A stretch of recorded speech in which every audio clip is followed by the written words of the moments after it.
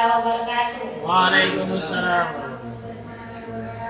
Bismillahirrahmanirrahim. Alhamdulillahirabbil alamin. Assalatu wassalamu ala asrofil anbiya'i wal mursalin sayyidina Muhammadin wa ala alihi wa sahbihi ajma'in. Amma ba'd.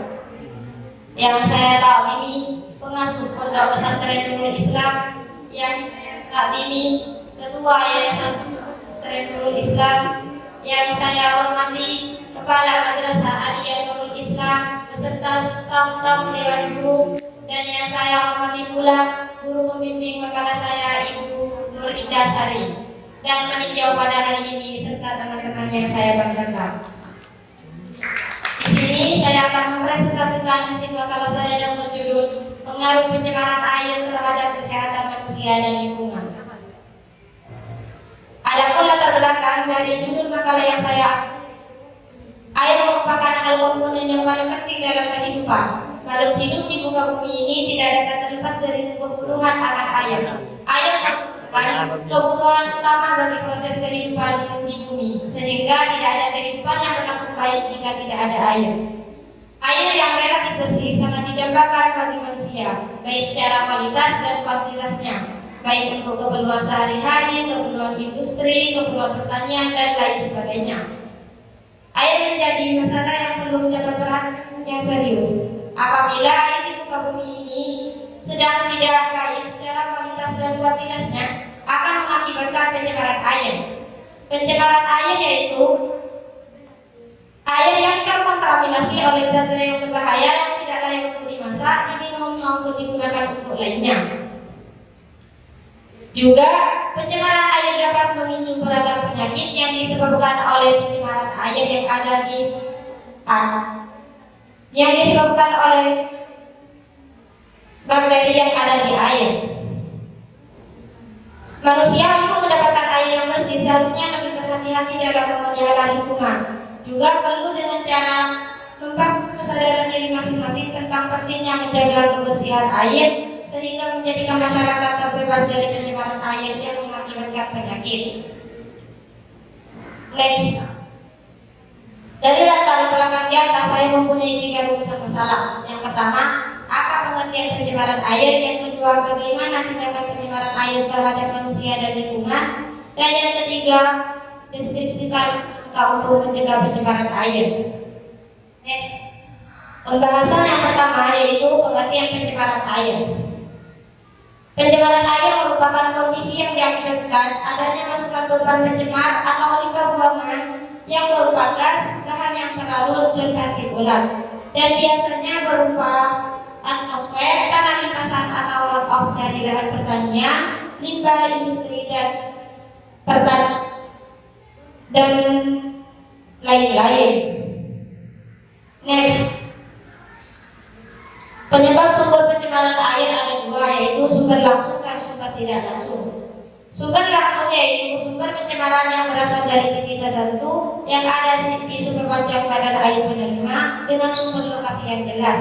Dan titik penerima tersebut berasal dari pipa pembuangan limbah industri yang tidak mengolah limbahnya ataupun pembuangan hasil pengolahan limbahnya di IPAM atau instalasi pembuangan air limbah.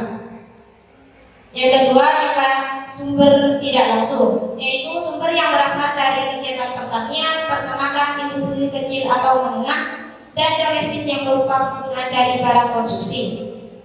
Next. Sumber tidak langsung. Adapun faktor-faktor pencemaran air yaitu meliputi limbah industri. Apabila suatu limbah industri yang tidak dikelola dengan baik dan ada pula karena malas untuk mengolah limbah tersebut, pada akhirnya limbah tersebut dibuang ke perairan yang mengakibatkan pencemaran air. Yang kedua yaitu sampah. Sampah adalah sisa kegiatan sehari-hari manusia.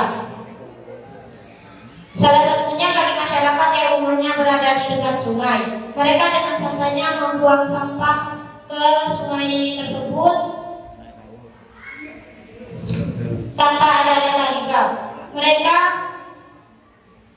membuang sampah tersebut jenisnya beragam, mulai dari ranting kayu, bahkan sampah ada yang membuang kasur ke sungai tersebut.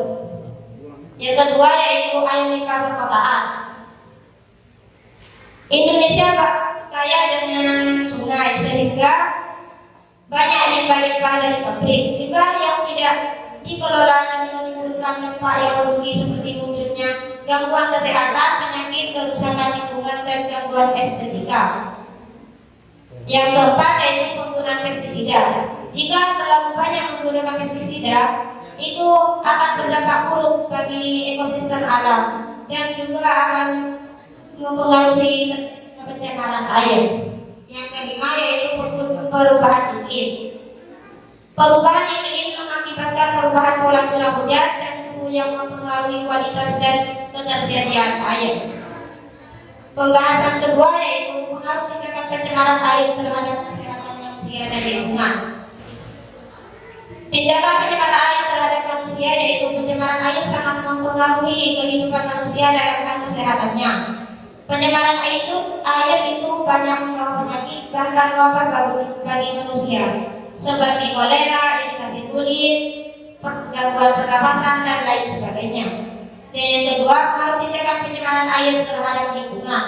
Pencemaran air berdampak luas, misalnya dapat meracuni sumber air minum, meracuni makanan hewan, ketidakseimbangan ekosistem sungai dan danau, dan pengerusakan hutan akibat hujan asap dan sebagainya. Pembahasan ketiga yaitu langkah-langkah untuk mencegah pencemaran air.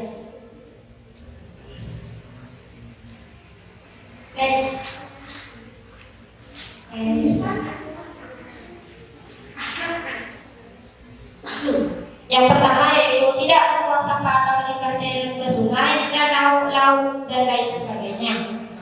Yang kedua, tidak menggunakan sungai atau danau untuk tempat mencuci truk, mobil, dan sepeda motor. Dan yang ketiga, tidak menggunakan sungai atau danau untuk wahana memandikan ternak dan sebagai tempat kakus. Yang keempat, sadar akan ketersediaan air dengan tidak merusak atau mengeksploitasi sumber mata air agar tidak tercemar.